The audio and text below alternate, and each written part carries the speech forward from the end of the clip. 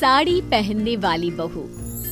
सुनिए जी, हमारे बेटे की उम्र हो रही है, अब हमें उसके लिए लड़की देखना शुरू कर देना चाहिए। अरे अभी देवेश बच्चा ही तो है, तुम अभी से क्यों उसके लिए लड़की देख रही हो? अभी से लड़की देखेंगे तभी तो हमें कोई अच्छी लड़की मिलेगी ना, वरना आजकल का जमाना कैसा है ये तो आप भी जानते ही हैं। अच्छे घर की लड़कियां मिलना बहुत मुश्किल है। बात तो एकदम सही है तुम्हारी। आप रिश्ते देखिए और मैं बहू। इस घर में बहू तो सिर्फ मेरी पसंद की ही आएगी। विक्रम अपने बेटे के लिए लड़की देखना शुरू कर देता है। कुछ दिनों बाद वो सलोनी के घर जाते हैं। लड़की कहाँ है, जरा उसे बुलाइए तो सही। जी बस अभी आती ही होगी। स्मृति के इतना बोलते ही जींस टॉप पहने सलोनी वहां आ जाती है। सलोनी को देखते ही लड़के वालों के होश उड़ जाते हैं। ये क्या पहन कर आई है आपकी लड़की? माफ कीजिएगा, लेकिन हमारे घर में ये सब कुछ नहीं चलेगा। वो आंटी जी क्या है ना, आज मुझे कॉलेज से आने में थोड़ी देर हो गई थी, इसलिए तैयार होने का टाइम ही नहीं मिला। तो तुम कॉलेज भी जाती हो?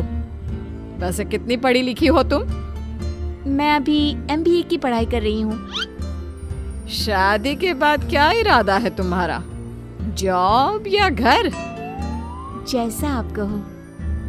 देखो सलोनी, शादी ब्याह का मामला है, इसलिए मैं झूठ नहीं बोलूंगी। मुझे मेरे बेटे के लिए एक ऐसी लड़की चाहिए जो खाना बनाना, बड़ों का आदर करना, पूजा पाठ करना जानती हो। ये जीन्स पहनना, कॉलेज जाना और जॉब करना, ये सब हमारे घर नहीं चलेगा। माँ, ये सब आप क्या बोले जा रही हो? आखिर जीन्स पहनने में क्या बुराई है? और उसे जॉब करनी है या पढ़ाई, ये सब तो उसकी मर्जी है। इसका फैसला हम कैसे कर सकते हैं? चुप कर तू, तुझसे किसी ने सलाह नहीं मांगी है। तुम बताओ सलोनी, अगर तुम्हें हमारे घर की बहू बनना है तो ये सब छोड़ना पड़ेगा। आंटी जी, मैं जीन्स भले ही पहनती हूँ, पर इसका मतलब ये तो नहीं कि मेरे अंदर संस्कारों की कमी है। मुझे खाना बनाने, कपड़े बर्तन धोने से लेकर भगवान की पूजा अर्चना करना सब आता है। लेकिन मैं आपकी शर्त नहीं मान सकती। ना तो मैं जीन्स छोड़ूंगी और ना ही अपनी पढ़ाई। ठीक है, फिर हम भी इस शादी के लिए इनकार करते हैं।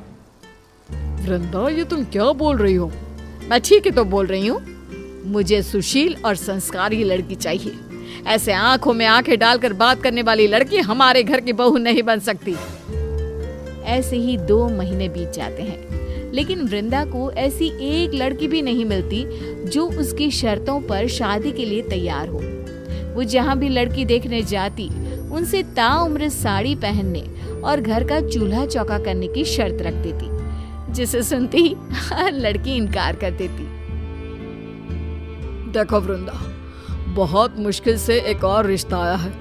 तुम प्लीज यहाँ किसी पर कोई शर्त मत थोप देना। मैं नहीं चाहता कि तुम्हारी उठ पटांग शर्तों के कारण हमारे बेटे की उम्र निकल जाए। अच्छा, तो अभी आपको मेरी शर्तें उठ पटांग लग रही है। जिस दिन कोई गलत लड़की हमारे घर की बहू बन जाएगी ना, तब समझ आएगा आपको।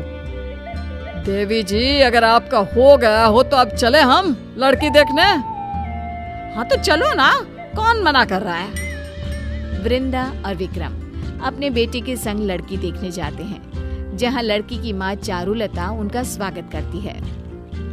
आप कुछ चाय नाश्ता लेंगे? नहीं नहीं, आप बस लड़की को बुला लीजिए। चारुलता अपनी बेटी वैदेही को आवाज देती है। थोड़ी ही देर में साड़ी पहने, हाथ में चाय लिए और सर पर पल्लू रखकर वैदेही आ जाती है। वैदेही को देखते ही वृंदा फूले नहीं समाती। वो बिना कुछ पूछे ही रिश्ता पक्का कर देती है और अच्छा सा मुहूर्त देखकर दोनों की शादी करा देती है। शादी के 2 दिन बाद, वैदेही बेटा, देवेश ऑफिस के लिए लेट हो रहा है, तो उसके लिए चाय बना कर ले आ। मम्मी जी, मुझे चाय बनानी तो आती ही नहीं है और उनको ऑफिस के लिए बहुत देर भी हो रही है, वरना मैं YouTube में देखकर बना लेती। आप एक काम कीजिए ना, आज आप चाय बना लीजिए, मैं कल बना लूंगी। वैदेही की बातें सुनकर वृंदा का मुंह खुला का खुला रह जाता है। और अब वो करती भी तो क्या, बेटी को ऑफिस के लिए लेट जो हो रहा था तो बस फटाफट वृंदा ने रसोई में घुसकर चाय बनाना शुरू कर दिया, जिसके बाद देवेश ऑफिस के लिए निकल गया। अब वृंदा सीधे वैदेही के कमरे में जाती है। बहू, तुझे खाने में क्या क्या बनाना आता है? कुछ भी नहीं मम्मी जी। हैं? कुछ भी नहीं मतलब? क्या तेरी माँ ने तुझे खाना बनाना नहीं सिखाया? नहीं तो मम्मी जी। वैदेही के इतना बोलते ही वृंदा अपना सर पकड़ लेती है। वैदेही भी अपनी सास की ये हालत देख मंद मंद मुस्कुराने लगती है। अच्छा बहू, ये बता, तुझे कपड़े धोने तो आते हैं ना? ना। क्या? कपड़े धोने भी नहीं आते? अच्छा तो बर्तन धोना, वो तो आता ही होगा। नहीं मम्मी जी, मैंने आज तक कभी बर्तन धोए ही नहीं। तो एक बात बता बेटा, तुझे आता क्या है? इस पर वैदेही शर्माने लगती है। अरे शर्मा क्यों रही है? बता ना, कुछ तो आता ही होगा तुझे। वैदेही शर्माते हुए कहती है, मम्मी जी, दरअसल मुझे ना खाने पीने और सोने के अलावा कुछ नहीं आता। वैदेही के इतना बोलते ही सास का सर चकराने लगता है। वो खुद को संभालते हुए कहती है,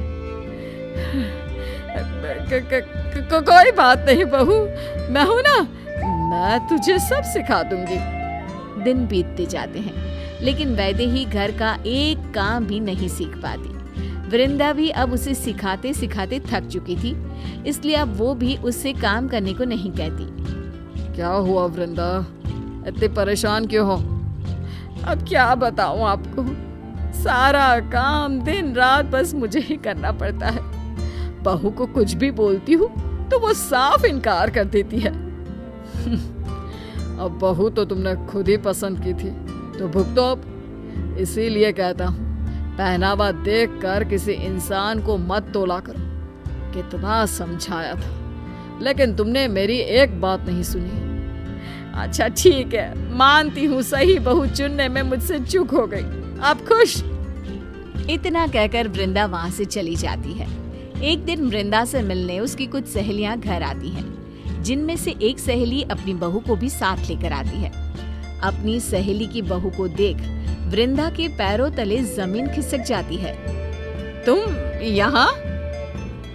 ये मेरी बहू है सलोनी, तुम जानती हो एक दूसरे को?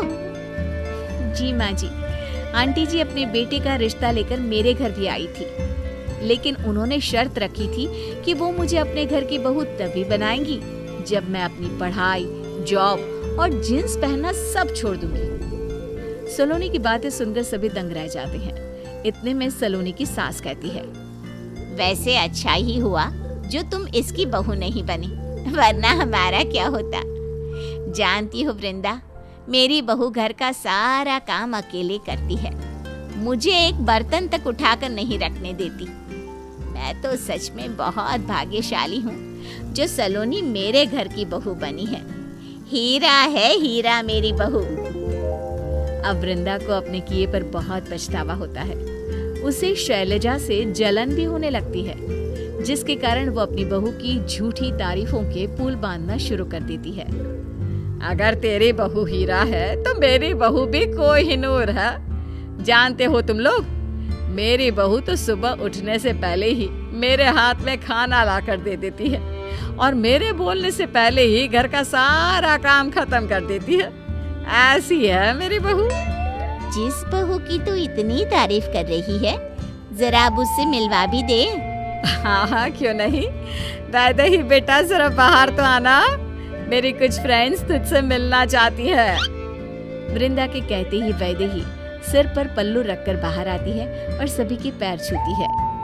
वृंदा, तेरी बहू तो बहुत संस्कारी है। हाँ यार, तू सच में बहुत भाग्यशाली है जो तुझे ऐसी बहू मिली, वरना आज के जमाने में ऐसी लड़की मिलनी बहुत मुश्किल है। सच में क्या किस्मत पाकर आई है तू। तुझे तो कोहिनूर से भी कीमती बहू मिली है। वृंदा झूठी मुस्कान लिए हंसने लगती है। तभी मम्मी जी मुझे बहुत भूख लग रही है, जल्दी से जाकर कुछ बना दीजिए ना प्लीज। वैदेही की ये बात सुनकर सभी दंग रह जाते हैं। अरे बेटा, भूख लग रही है तो जाकर बना ले कुछ, अपनी सास को क्यों परेशान कर रही है? इससे पहले कि वैदेही कुछ बोलती, वृंदा बीच में बोल पड़ती है। वो क्या है ना, बहू को सिर्फ मेरे ही हाथ का खाना पसंद है, इसलिए वो मुझसे बोल रही है। ये तो बहुत अच्छी बात है, फिर तो ये बाहर का कुछ खाती भी नहीं होगी, क्यों बहू? अरे नहीं आंटी जी, मैं तो सब कुछ खा लेती हूँ जो भी मिल जाए, बस मुझसे ना ये काम वाम नहीं होता। मुझे तो आप बैठे बैठे जो दे दोगे मैं सब खा लूंगी। क्यों वृंदा, तू तो बोल रही थी तेरी बहू घर का सारा काम करती है। अरे बहू, तुम लोगों से मजाक कर रही है क्या? तुम भी इसकी बातों पर भरोसा कर रहे हो? जा बहू, जाकर सबके लिए चाय बना दे। मम्मी जी, मैंने आज तक अपने लिए तो चाय बनाई नहीं, फिर इतने सारे लोगों के लिए कैसे बना दूं? अगर आप चाय बनाए ना तो मेरे लिए भी बना देना। मेरी फेवरेट सीरियल का आने का टाइम हो गया है, मैं अपने रूम में जाकर टीवी देख रही हूँ। हाँ, थोड़ी देर पहले तक जो लोग वैदेही की तारीफ करते नहीं थक रहे थे, अब वही लोग उस पर हंसने लगते हैं। वृंदा को अब अपनी बहू और अपनी छोटी सोच पर बेहद शर्मिंदगी महसूस होने लगती है। तुम लोग बैठो, मैं तुम्हारे लिए चाय बना कर लाती हूँ। नहीं वृंदा, उसकी कोई जरूरत नहीं है, अब हम यहाँ और नहीं रुक सकते। मुझे फक्र है अपनी बहू सलोनी पर, जो ऑफिस के साथ साथ पूरा घर भी संभालती है। चल बेटा, घर चलते हैं। जी मम्मी जी, बस 2 मिनट दीजिए मुझे। सलोनी वृंदा के पास जाती है और उससे कहती है, आज तो आपको एहसास हो ही चुका होगा आंटी जी कि कभी भी किसी को उसके कपड़ों से जज नहीं करना चाहिए। जींस पहनने का मतलब ये नहीं होता कि लड़की असंस्कारी है, या फिर अगर लड़की ऑफिस जाती है तो अपने परिवार को नहीं संभाल सकती। ये सब सिर्फ एक गलत सोच है। अच्छा हुआ उस दिन आपने मुझे ठुकरा दिया, वरना मुझे इतना अच्छा ससुराल नहीं मिलता। आज अपने पूरे जीवन में पहली बार वृंदा को एहसास होता है कि पहनावे को लेकर उसकी सोच कितनी गलत थी।